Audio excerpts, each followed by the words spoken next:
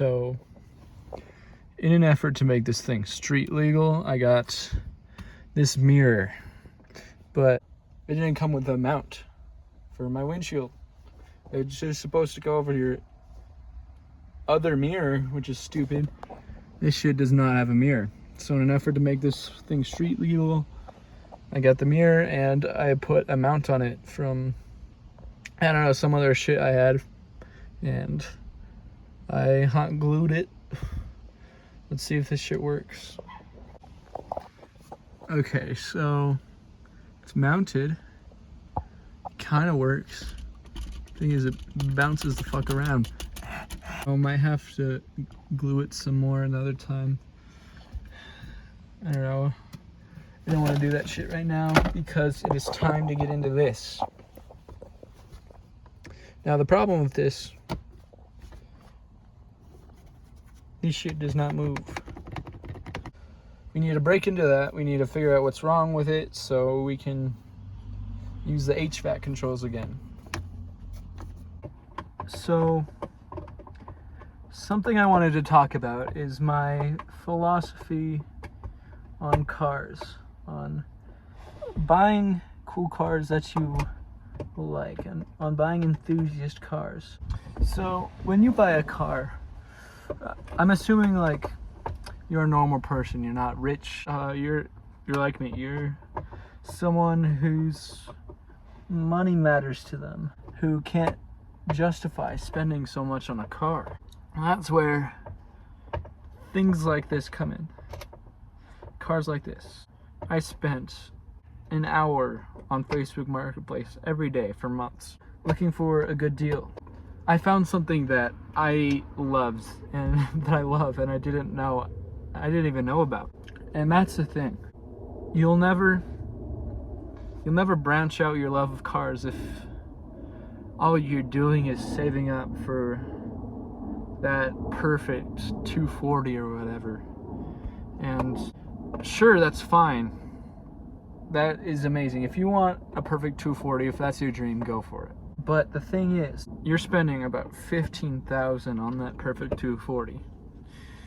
When, if you're looking for these absolute deals on cars, I got this Subaru that I love for $800. And that's kind of unheard of. It's something that I'm really grateful for, that I found, and I am absolutely loving this car. And it's something that I think people should want more.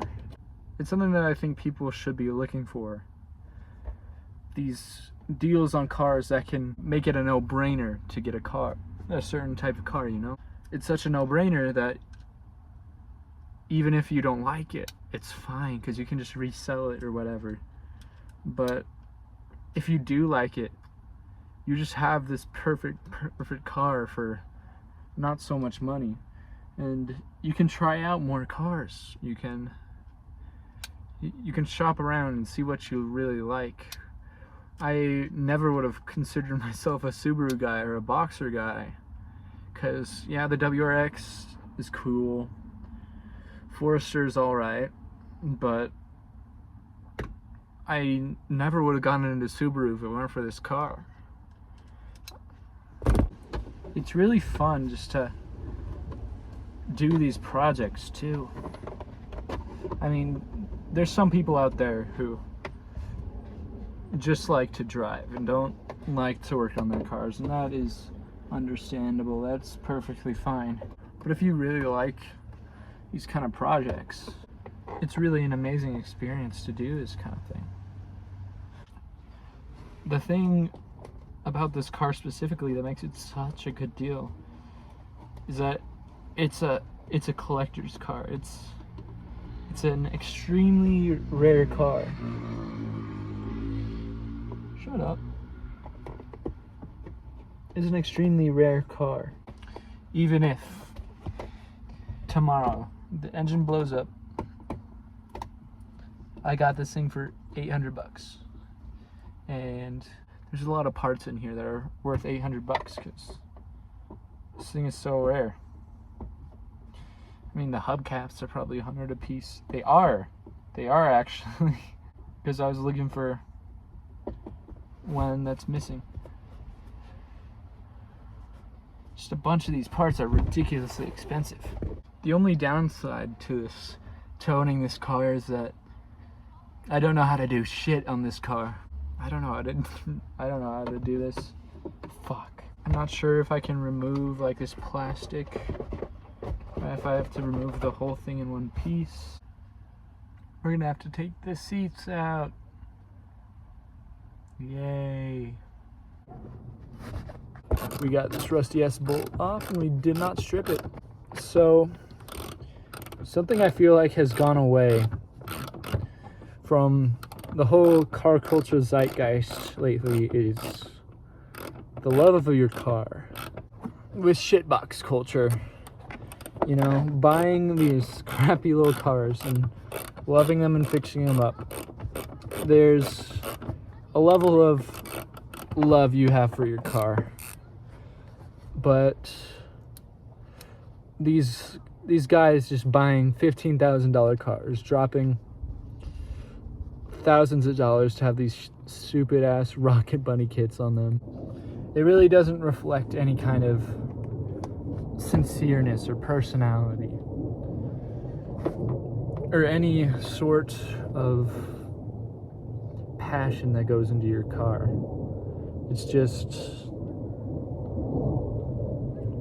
clout chasing at that point, because you're not spending any effort on your car, you're not doing anything to it except just doing some boring ass shit. I think this rusty ass bolt just disintegrated into my socket. The thing is, the problem I have with these kind of people, these car owners, is that they don't have any sort of love for their cars. They use it as a fashion statement. Really, the thing that disappoints me most in the car community is clout chasing. When will we ever see the end of Rocket Bunny 860s? Or there's no personality there. It's just slop. It's just internet slop. You could spend 15 grand on a BRZ. You get your fake Rocket Bunny kit. You get your wheels, tires, and suspension. Now what? Now what do? You show up to some car meets. You go pick up your date. You daily drive it in misery because you have this unholy machine that sucks to drive and makes you hate commuting. That's where shitbox culture kind of comes in. It's kind of the antithesis to clout culture, because you have this little shitty car that no one loves but you, and it's yours, and you make it what you want to be, what you want it to be, and it's just this shitty little car. So no one gets mad when you ruin a pristine S13, something like that. No one's going to praise you or hold you to any expectations.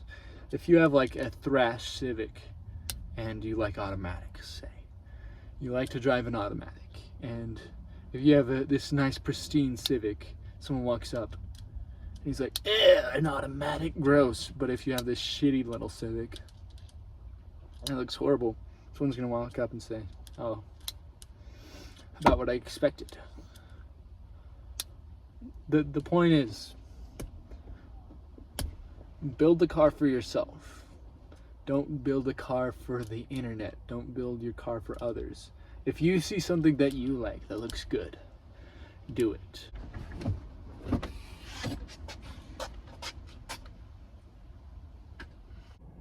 This thing is on so tight.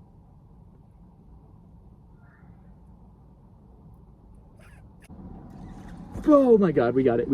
That was so close to stripping. Oh my God. We did strip it a little, but it's fine.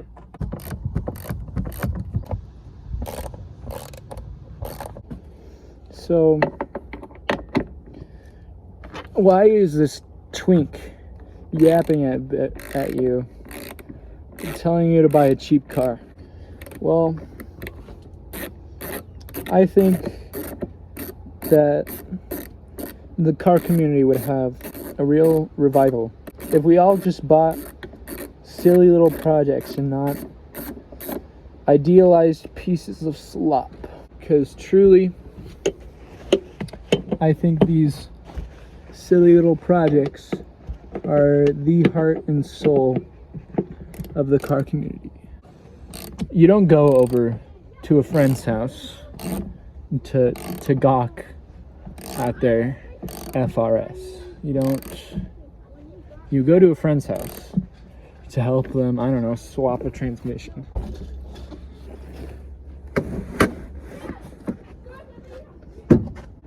Fuck kids. So I figured out there's these little sneaky cover guys. Fuck. Okay, let's not scratch this shit. Yes. Okay, there's these sneaky cover guys. So if you own an XT and you're trying to get the dash out,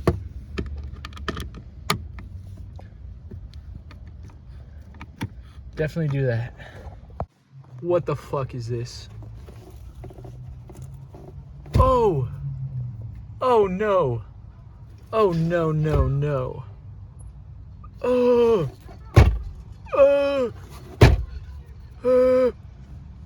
What the fuck? Oh, that is so... What? What the fuck? I take it back. Never, ever buy a used car, ever. Holy fucking shit. Oh my God. Holy fuck. How many are in there? Jesus Christ. Everyone buy new cars. Holy shit. Oh my God, there's so many. The tunnel of cancer. Holy shit. Holy fuck. What the fuck? Jesus Christ.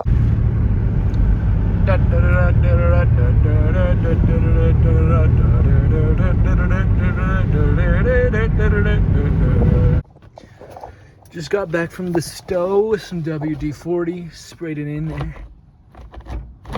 Kind of works. It doesn't want to go all the way down, which is slightly annoying, but I don't know. It's the best we got for right now. She works.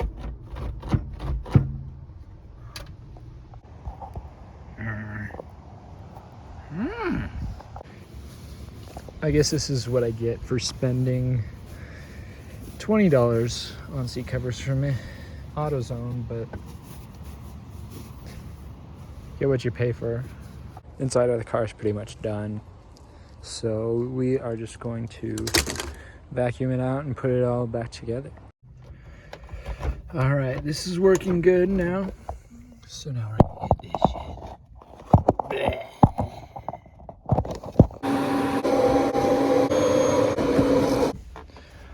All right, the car is about as vacuumed out as it's gonna get. Actually, I'll get that shit over there. But yeah, I think she's good. I'm gonna add this shit at the store. I'm gonna throw all three in random places. Hopefully she won't smell like shit anymore. I think that every car enthusiast should at least try to buy a shitty old car. You get to really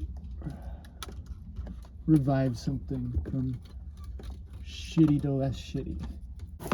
Be proud of what you're doing and what your car's becoming. Shove that down there. Supernova is the best little trees. Don't at me. Alright, shit. Let's put this back together. So, I did some off-camera mining. And, as you can see, she's all good. Everything's back in. The HVAC works now, mostly. And she doesn't smell like shit anymore. So I'm thinking of painting the car. Let me know what color I should do it in the comments. Anyways, see ya.